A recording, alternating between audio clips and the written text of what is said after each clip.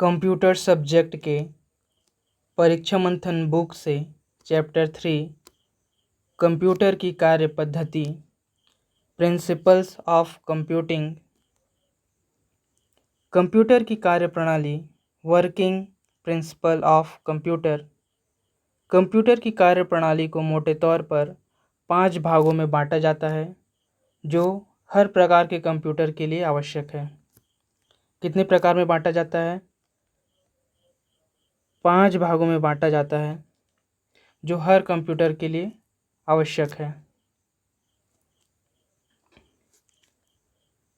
पहला है input. Data और अनुदेशों को कंप्यूटर में डालना इनपुट कहलाता है। भंडारण अर्थात स्टोर। डाटा और अनुदेशों का भंडारण करना ताकि आवश्यकता अनुसार उनका उपयोग किया जा सके। भंडारण करना अर्थात स्टोर करना ताकि आवश्यकता अनुसार उनका उपयोग किया जा सके।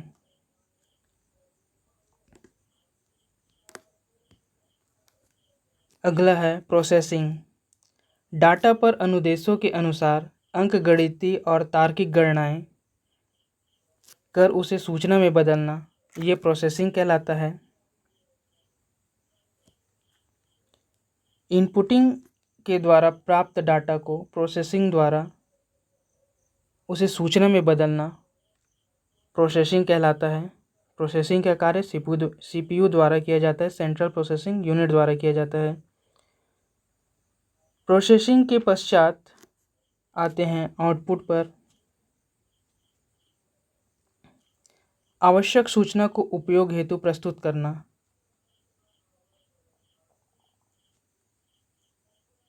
आउटपुट कहलाता है, या प्रदर्शित करना या छापना आउटपुट कहलाता है आवश्यक सूचना को उपयोगकर्ता के लिए। पांचवा है कंट्रोल। विभिन्न प्रक्रियाओं में प्रयुक्त उपकरणों और सूचनाओं के बीच तालमेल स्थापित करना कंट्रोल करना कहलाता है, जिसका कार्य सीपीयू के कंट्रोल यूनिट द्वारा किया जाता है।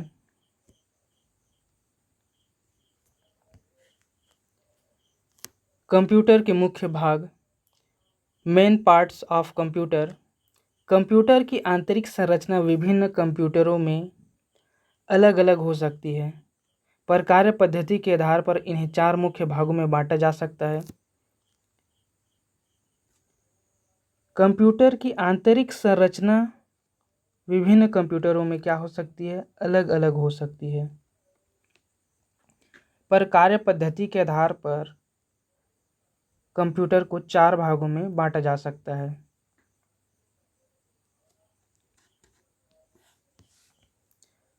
पहला है इनपुट यूनिट, दूसरा है भंडारण यूनिट या मेमोरी, तीसरा है सिस्टम यूनिट।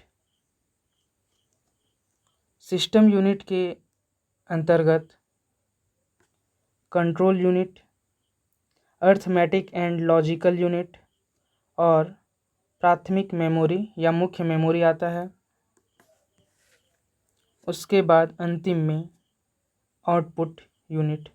सिस्टम यूनिट के अंतर्गत 3 यूनिट और आता है।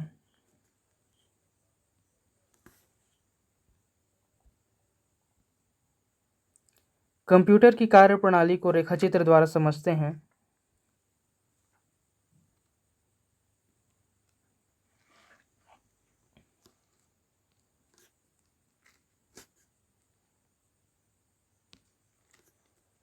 किसी भी कंप्यूटर में सबसे पहले डाटा या अनुदेशों को इनपुट के माध्यम से सीपीयू में प्रवेश कराया जाता है।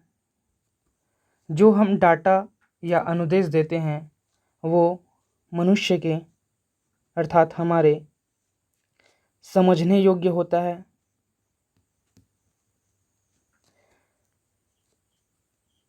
इस मनुष्य के समझने योग्य डाटा या आदेश को इनपुट यूनिट सीपीयू के समझने योग्य भाषा में बदलता है, अर्थात बाइनरी कोड में बदलता है, बाइनरी कोड में बदलता है। ये बाइनरी कोड 0 या 1 के फॉर्म में होता है, इस रूप में बदलता है। तब सीपीयू इस बाइनरी कोड को प्रोसेस के लिए सबसे पहले कंट्रोल यूनिट के पास भेजता है, अर्थात कंट्रोल यूनिट के पास आता है। जो इनपुट हम डाटा दिए रहते हैं वो कंट्रोल यूनिट इसे प्राइमरी मेमोरी में भेजता है अस्थायी रूप से स्टोर करने के लिए, ताकि आवश्यकता पड़ने पर इस डाटा का दोबारा उपयोग किया जा सके। यदि कंट्रोल यूनिट को लगता है कि डाटा गणना और तुलनात्मक विश्लेषण के लिए है, तो यह उस डाटा को अर्थमेटिक एंड लॉजिक यूनिट के पास भेजता है।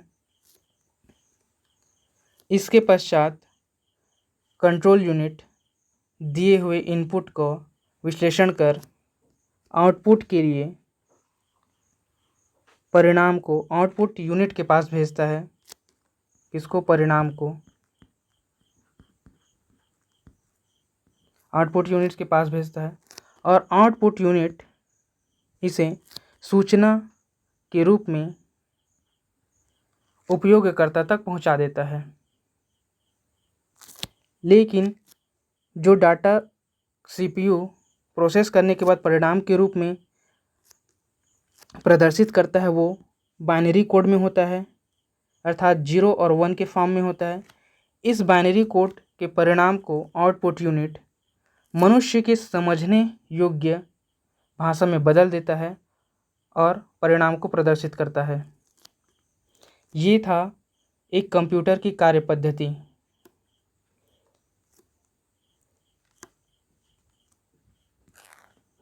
आगे बढ़ते हैं,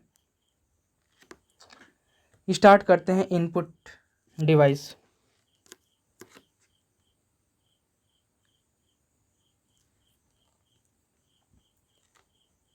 डाटा प्रोग्राम अनुदेश अर्थात इंस्ट्रक्शन और निर्देशों कमांड्स को कंप्यूटर में डालने के लिए प्रोग्राम की जाने वाली विद्युत यांत्रिक युक्ति इनपुट डिवाइस कहलाता है। अर्थात कहने का मतलब है जो भी डाटा या निर्देश है इसे कंप्यूटर में डालने के लिए अर्थात सीपीयू तक पहुंचाने के लिए प्रोसेस के लिए जो भी यूनिट का उपयोग होता है वो इनपुट डिवाइस कहलाता है। चूँकि कंप्यूटर केवल बाइनरी संकेतों 0 और 1 ऑन या ऑफ को समझ सकता है, अतः सभी इनपुट डिवाइस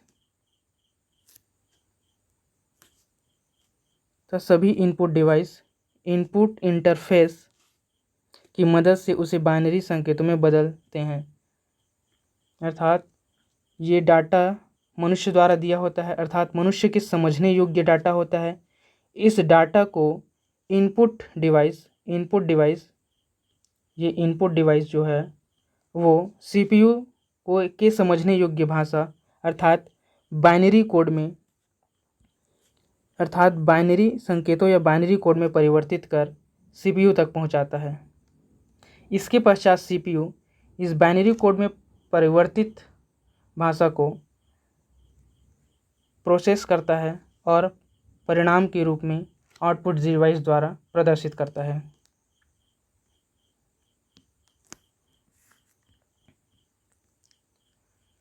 इस तरह इनपुट डिवाइस के कार्य हैं डाटा अनुदेशों तथा प्रोग्राम को स्वीकार करना, इन्हें बाइनरी कोड में बदलना, डाटा अनुदेश और प्रोग्राम को स्वीकार करना सबसे पहले, उसके बाद स्वीकार किए हुए डाटा अनुदेश और प्रोग्राम को बाइनरी कोड में बदलना। किसके लिए? सीपीयू के लिए। बदले हुए कोड को कंप्यूटर सिस्टम को देना अर्थात सीपीयू को देना। ये इनपुट डिवाइस के कार्य हैं। इनपुट डिवाइस के कुछ उदाहरण हैं जो हमारे एग्ज़ाम के लिए बहुत इम्पोर्टेंट है। कीबोर्ड, माउस, जॉयस्टिक, प्रकाशी pen, scanner, barcode reader, mic और पंच कार्ड रीडर,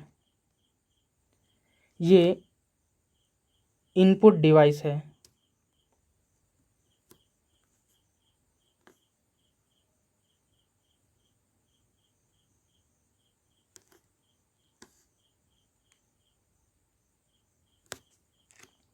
डाटा और अनुदेश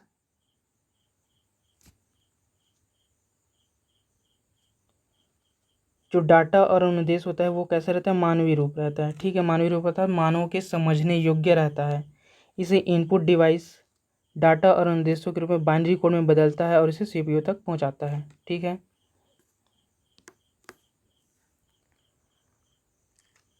भंडारण यूनिट या मेमोरी,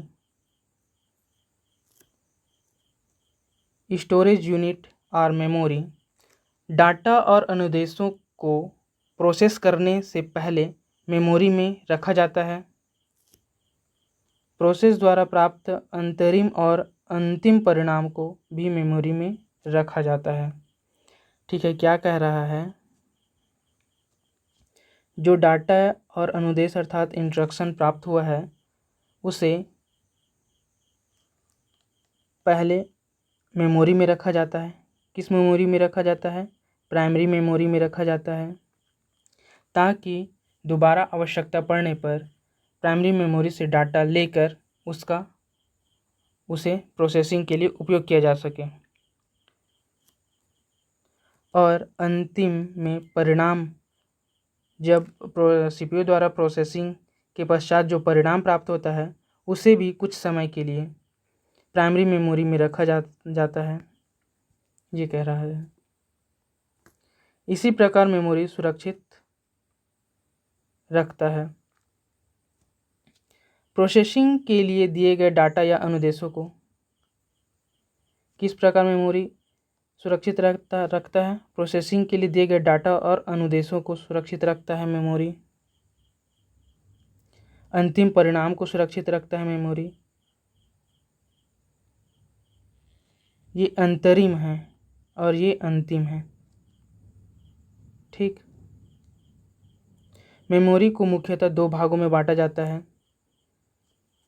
अंतरिम कहने का मतलब है जो डाटा प्रोसेसिंग में चल रहा है, और अंतिम जो परिणाम में बदल चुका है। ठीक, मेमोरी को मुख्यतः दो भागों में बांटा जाता है, प्राथमिक या मुख्य मेमोरी, प्राइमरी और मेन मेमोरी। यह कंप्यूटर सिस्टम यूनिट के अंदर स्थित इलेक्ट्रॉनिक मेमोरी है। प्राइमरी मेमोरी किस प्रकार की मेमोरी है, इलेक्ट्रॉनिक मेमोरी है। इसकी स्मृति क्षमता कम जबकि गति तीव्र होती है। कम कहने का मतलब है अस्थायी।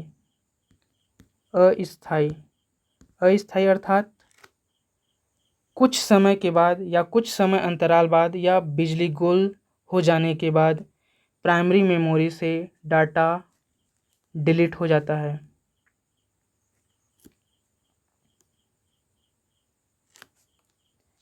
इसमें अस्थायी निर्देशों और तात्कालिक परिणामों को संग्रहित किया जाता है। तात्कालिक परिणाम मतलब जो रिजल्ट प्राप्त हुआ है उसे तात्कालिक रूप में सेव किया जाता है, और जो इनपुट प्राप्त हुआ है उसे तात्कालिक रूप में सेव किया जाता है,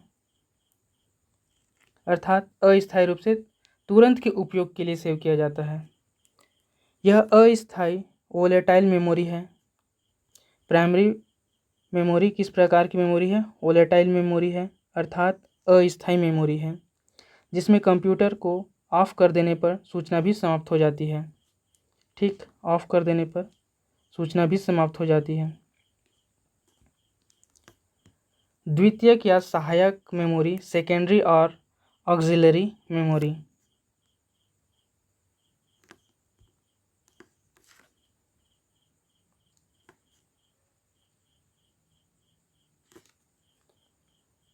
यह मुख्यतः चुंबकीय डिस्क या ऑप्टिकल डिस्क, मैग्नेटिक डिस्क और ऑप्टिकल डिस्क होता है, जिसमें बड़ी मात्रा में सूचनाओं को संग्रहित किया जा सकता है। यह स्थायी नॉन वोलेटाइल मेमोरी है, जिसमें विद्युत उपलब्ध न होने पर भी सूचनाओं का ह्रास नहीं होता मतलब सूचनाएं नष्ट नहीं होती। विद्युत उपलब्ध ना हो अर्थात अगर हम कंप्यूटर पर कार्य कर रहे हैं और बिजली गुल हो जाए और कंप्यूटर बंद पड़ जाए, तो ऐसी स्थिति में भी सेकेंडरी मेमोरी में डाली गई सूचनाएं नष्ट नहीं होती। ये स्थायी होती है अर्थात नॉन वॉलेटाइल होती है सेकेंडरी मेमोरी। और ये मुख्यतः चुंबकीय डिस्क या ऑप्टिकल डिस्क होता है। सिस्टम यूनिट, इसे सीपीयू सेंट्रल प्रोसेसिंग यूनिट कहा जाता है। इसे कंप्यूटर का हृदय या मस्तिष्क भी कहा जाता है। ब्रेन, हृदय या मस्तिष्क भी कहा जाता है, ब्रेन ऑफ कंप्यूटर। सीपीयू का full form central processing unit है।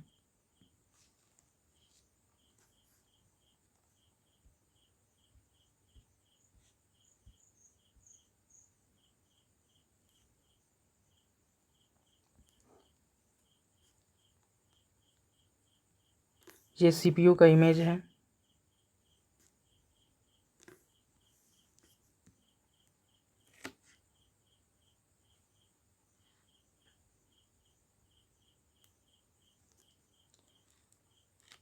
इसमें एक इलेक्ट्रॉनिक चिप होता है जिसे प्रोसेसर भी कहते हैं। सीपीयू में जो इलेक्ट्रॉनिक चिप होता है वो मुख्यतः माइक्रो प्रोसेसर होता है।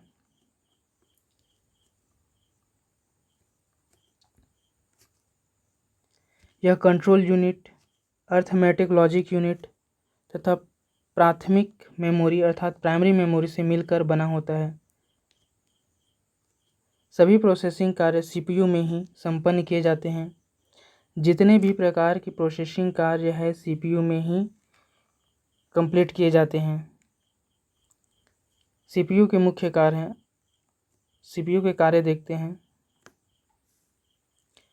विभिन्न प्रक्रियाओं के क्रम को निर्धारित करना, अर्थात सीपीयू में कौन कौन सा कार्य होगा इसके क्रम को निर्धारित करना पहला कार्य है सीपीयू का।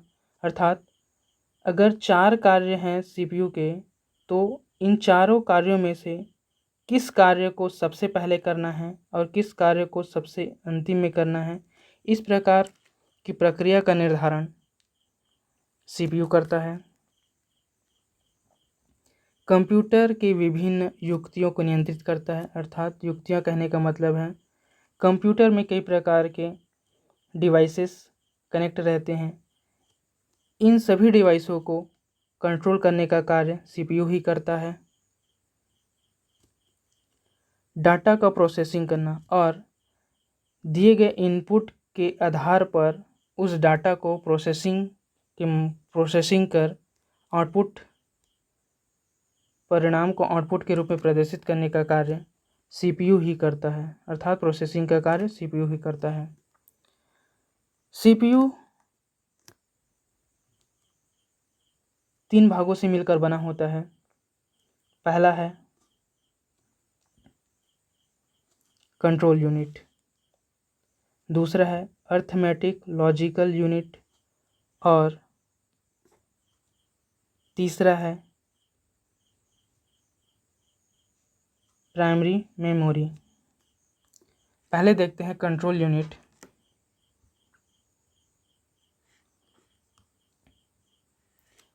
यह कंप्यूटर का नाड़ी तंत्र कहलाता है। कंट्रोल यूनिट क्या कहलाता है? कंप्यूटर का नाड़ी तंत्र कहलाता है। इसमें माइक्रो प्रोसेसर क्या होता है? माइक्रो प्रोसेसर रहता है। कंट्रोल यूनिट में क्या रहता है? माइक्रो प्रोसेसर रहता है। इसके मुख्य कार्य हैं। माइक्रो प्रोसेसर के बारे में एक और तथ्य जान लीजिए। 1970 में सबसे पहला माइक्रो प्रोसेसर इंटेल कंपनी ने बनाया और इसका नाम इंटेल 4004 था। सबसे पहले माइक्रो प्रोसेसर का नाम इंटेल 4004 था और इसे इंटेल कंपनी ने 1970 में बनाया था। इनपुट और आउटपुट डिवाइस तथा अन्य हार्डवेयर को नियंत्रित करता है। ठीक, कंट्रोल यूनिट क्या करता है? इनपुट और आउटपुट डिवाइस तथा अन्य हार्डवेयर को नियंत्रित करता है control unit. Arithmetic logical unit के कार्यों को नियंत्रित करता है। ठीक, एएलयू के कार्यों को नियंत्रित करता है।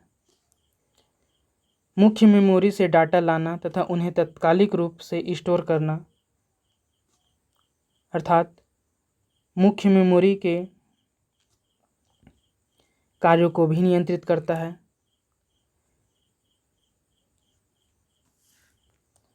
निर्देशों को पढ़ना और उन्हें कार्यान्वित करने के आदेश देना, ये कंट्रोल यूनिट करता है। अर्थात कंट्रोल यूनिट सभी प्रकार के कार्यों का, कंप्यूटर के सभी प्रकार के कार्यों का नियंत्रण रखता है अपने पास कंट्रोल यूनिट। एडिशनल इन्फॉर्मेशन है, इसे देख लेते हैं। कंप्यूटर को अक्सर सिस्टम कहा जाता है। क्या कहा जाता है? सिस्टम कहा जाता है, क्योंकि इसमें अनेक युक्तियां एक साथ मिलकर दिए गए निर्देशों के अनुसार कार्य को संपन्न करते हैं तथा एक निश्चित परिणाम प्राप्त करते हैं। ठीक है, सिस्टम कब बनता है? एक या एक से अधिक जब कोई डिवाइस आपस में कनेक्ट होता है तब एक सिस्टम का निर्माण करता है। जैसे कंप्यूटर में एक मॉनिटर होता है, एक मॉनिटर होता है, एक सीपीयू होता है, एक कीबोर्ड होता है, एक माउस होता है और एक प्रिंटर होता है। अभी मोटे मोटे तौर पर इसे समझने की कोशिश कर रहे हैं। सीपीयू, मॉनिटर, कीबोर्ड, माउस, अगर ये सभी डिवाइसेस आपस में कनेक्ट ना हो तो वो एक सिस्टम नहीं कहलाएंगे। अर्थात एक कंप्यूटर सिस्टम में कम से कम इतनी चीज़ें होनी, अर्थात इतने डिवाइसें कनेक्ट होनी आवश्यक है।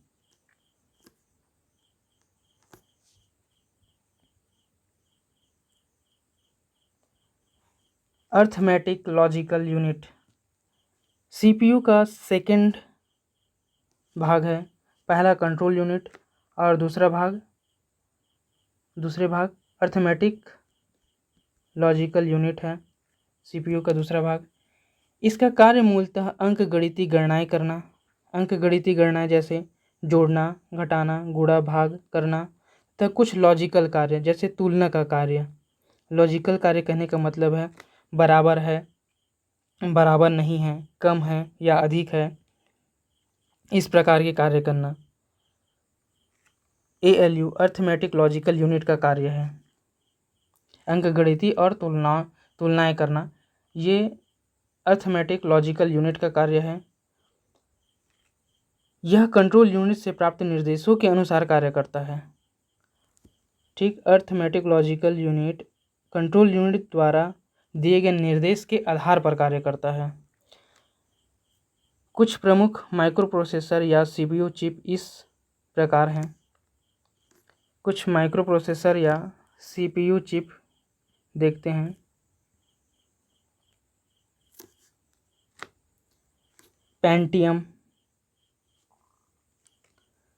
Pentium pro, Pentium 3, Pentium 4, Intel Celeron, AMD Athlon, AMD Duron, Cyrix, Intel core और इंटेल कोर 2 डुओ। हम इंटेल के बारे में बात कर चुके हैं। सबसे पहला माइक्रो प्रोसेसर 1970 में इंटेल 4004 था और इसे इंटेल कंपनी ने ही बनाया था।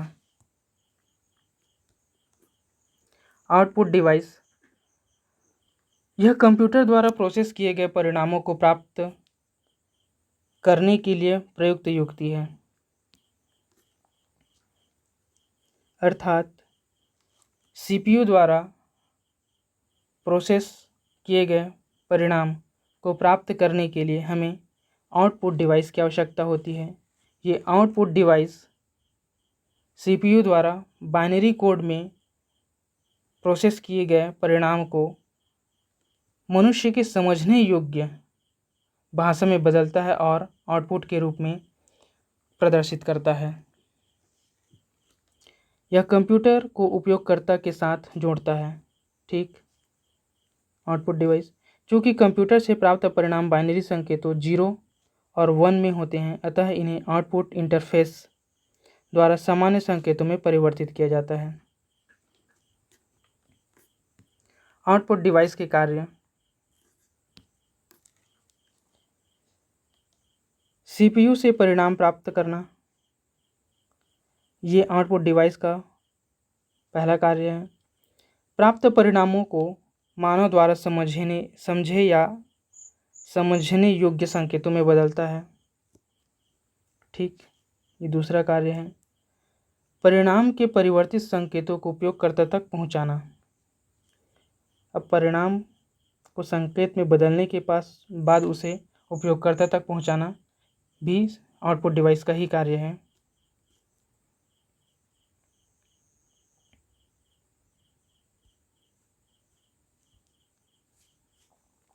आउटपुट डिवाइस के कुछ उदाहरण हैं। ये उदाहरण इम्पोर्टेंट हैं एग्ज़ाम के लिए।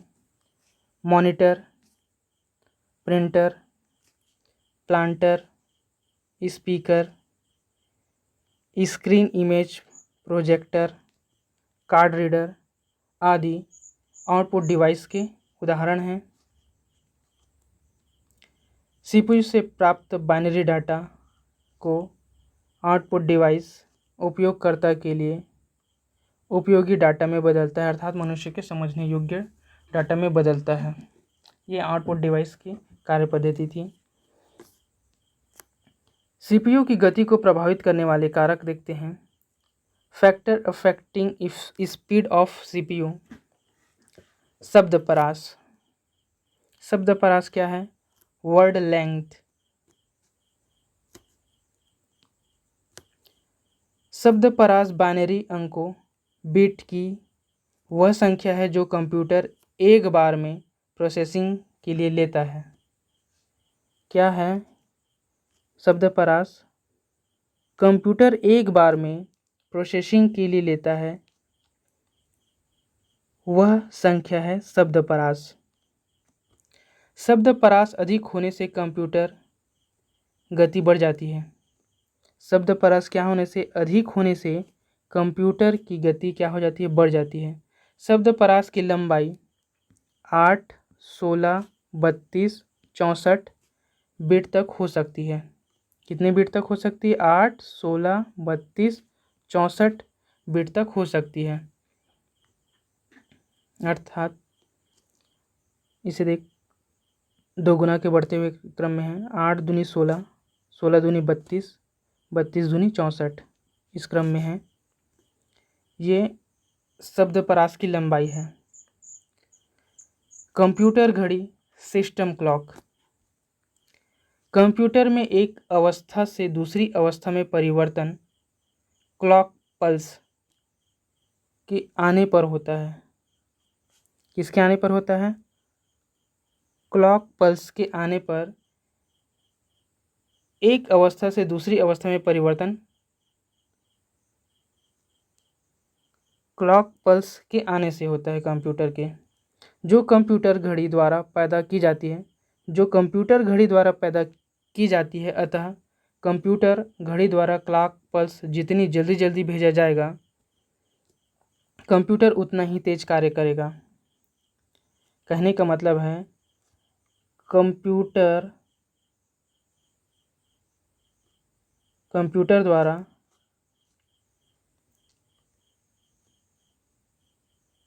क्लॉक पल्स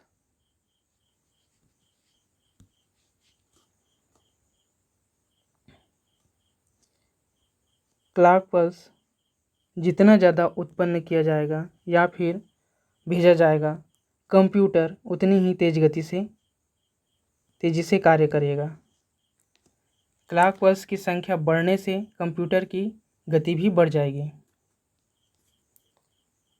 इसकी गति को प्रति सेकंड पल्स की संख्या या हर्ट्ज में मापा जाता है। किसमें मापा जाता है? प्रति सेकंड पल्स की संख्या या हर्ट्ज में मापा जाता है।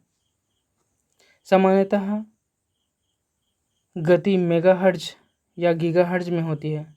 किसमें होती है? सामान्यतः गति मेगाहर्ट्ज या गीगाहर्ट्ज में होती है। अब तो इसकी गति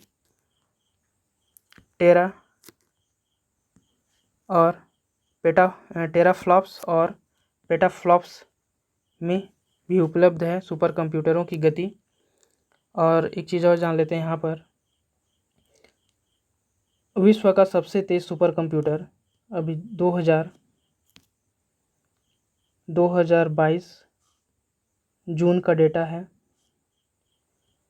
विश्व का सबसे तेज़ सुपर कंप्यूटर USA द्वारा निर्मित फ्रंटियर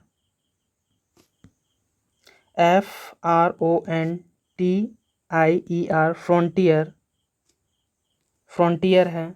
इसकी गति 1102 पेटाफ्लॉप्स है। पेटाफ्लॉप्स कहने का मतलब है 10 की पावर 15 गणनाएं प्रति सेकंड कर सकता है। फ्रंटियर 10 की पावर 15 10 की घात 15 गणनाएं प्रति सेकंड ये फ्रंटियर सुपर कंप्यूटर कर सकता है। ये विश्व की सबसे तेज़ सुपर कंप्यूटर है जिसे USA कंट्री का है। ठीक। और दूसरे नंबर पर जापान का फुगाकू है। जापान का फुगाकू कंप्यूटर है।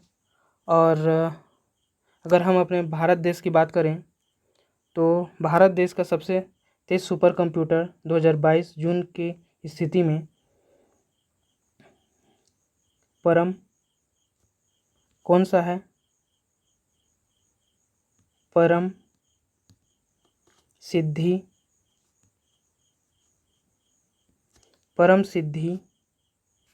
AI है। इसका आविष्कार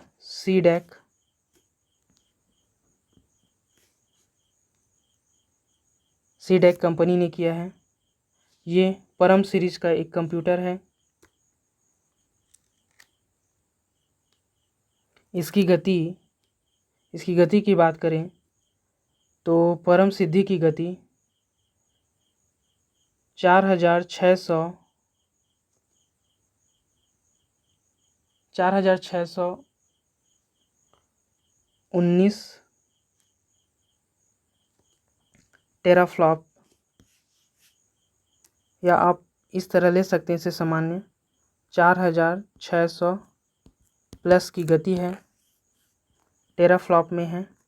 टेराफ्लॉप कहने का मतलब है 10⁻12 संक्रियाएँ अर्थात गणनाएँ प्रति सेकंड कर सकता है। परम सिद्धि AI सुपर कंप्यूटर जो भारत का है।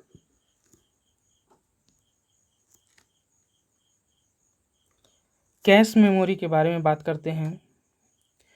यह मुख्य मेमोरी से आवश्यक डाटा को ला कर रखता है। किस मेमोरी से आवश्यक डाटा को ला कर रखता है? मुख्य मेमोरी से अर्थात प्राइमरी मेमोरी से आवश्यक डाटा को ला कर रखता है अपने पास, अर्थात कैश मेमोरी में ला कर रखता है ताकि ज़रूरत पड़ने पर तीव्र गति से CPU को दिया जा सके। कैश मेमोरी आपने देखा होगा आपके मोबाइल में किसी भी ऐप को ओपन करने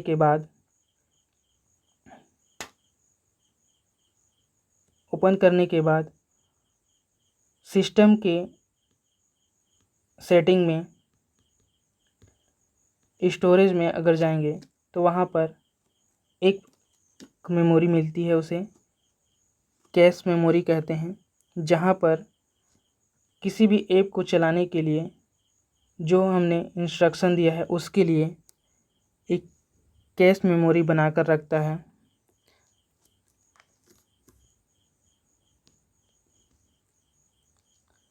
यह मेमोरी यूनिट तथा कंप्यूटर की गति के बीच तालमेल स्थापित करने का कार्य करता है, जिससे कंप्यूटर की गति में वृद्धि होती है। क्या करता है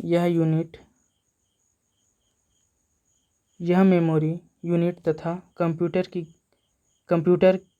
गति के बीच तालमेल स्थापित करने का कार्य करता है।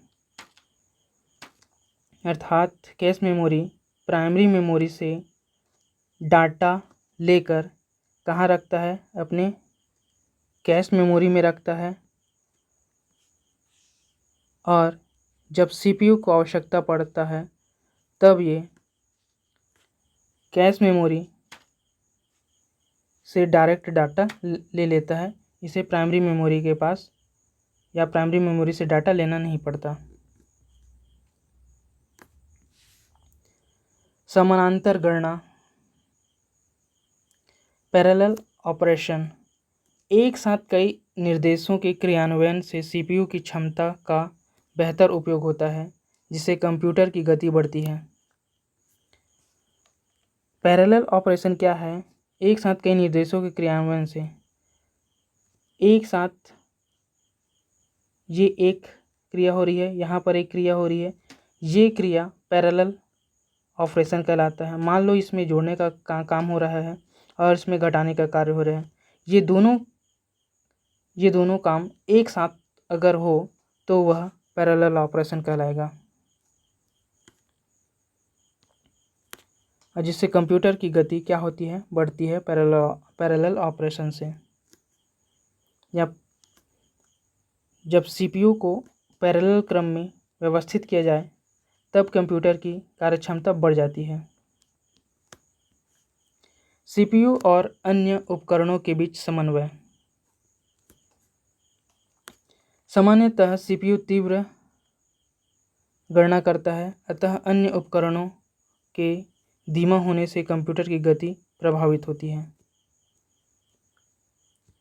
CPU तीव्र गणना करता है, ठीक है, लेकिन जब अन्य उपकरण धीमा हो या खराब हो तो कंप्यूटर की गति क्या होती है? प्रभावित होती है।